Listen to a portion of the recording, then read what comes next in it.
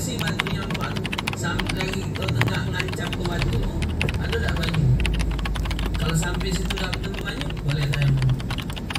Sebab itu ada yang mengatakan selagi jadi gini, anak ingin cerita sedikit. Kertawijaya ini kenapa lebih dekat dengan Islam? Karena Kertawijaya ini sudah sering melakukan hubungan kontak dagang dengan Malaka, dengan dunia lain, bahkan Arab, termasuk juga Indochina. Indochina itu meliputi Vietnam, Thailand, Kamboja, yaitu ya Indochina, terutama adalah Champa. Makanya perkawinan ini sudah terjadi antara pejabat-pejabat, termasuk juga putra.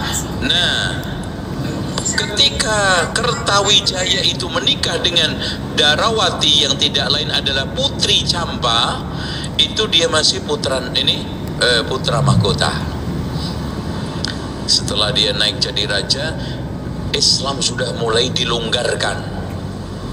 Apalagi ternyata Darawati ini turunan raja yang Islami, di mana salah bibiknya menikah dengan Ibrahim Samarkandi. Yang Ibrahim Samarkandi itu otomatis dari Samarkand, cuman orang Jawa bilang Ibrahim Asmara. Maksudnya Asmarakandi, maksudnya Samarkandi. Samarkand itu daerah Khorasan yang di sana dekat dengan Bukhara juga, tempat lahirnya siapa? Imam Al-Bukhari.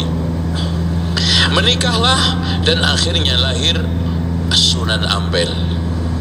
Sunan Ampel datanglah bersama dua ponakannya yang tidak lain adalah Abu Hurairah sama Ali Murtadha. Datang ke Jawa, tujuannya ingin menengok bibinya sambil main anak muda.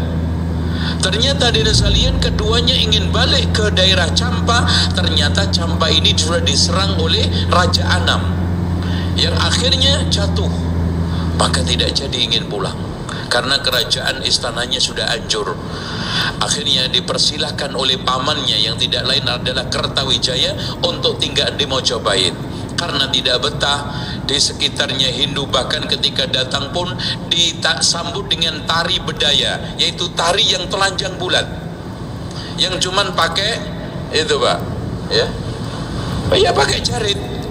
Dan tolong diperhatikan, orang Jawa itu dulu budayanya belum mengenal kotang, dan setelah mengenal kotang pun itu setelah baru-baru itu pun kotangan setelah menikah. Kalau belum menikah nggak boleh pakai BH itu.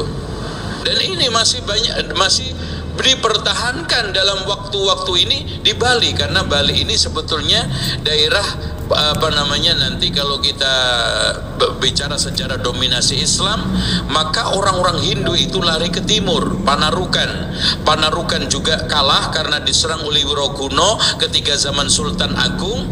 Akhirnya banyak lari ke Bali, dan di Bali ini susah untuk ditaklukkan karena di sana ada Raja Gelgel, yaitu Raja Dewa Agung.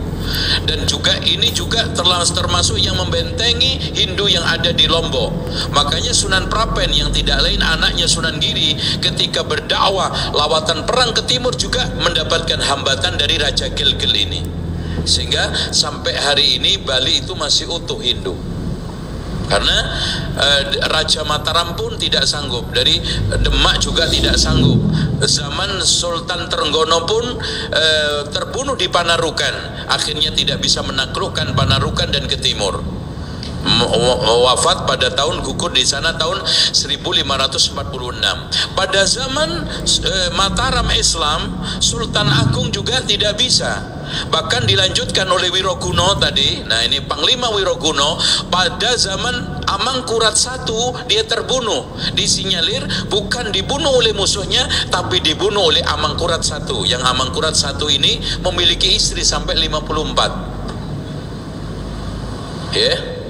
Dan anehnya istri 54-nya dibunuh karena disinyalir bersekongkol membunuh istri tercantiknya. Dan Amangkurat I ini manusia paling aneh, pernah membantai ulama kiri kurang lebih 5.000 sampai 6.000 orang, habis ulamanya, istri, anaknya dibantai habis. Pamannya sendiri aja dibunuh, Pangeran Pekek. ya dibunuh. Ini ya, panggilan Peke ini nanti dari Surabaya. Ini jadi ruwet juga waktunya, harusnya waktunya panjang itu.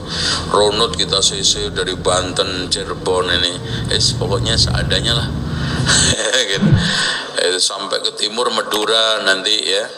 Namanya Jawa, kita ceritain semua, cuman waktu ya.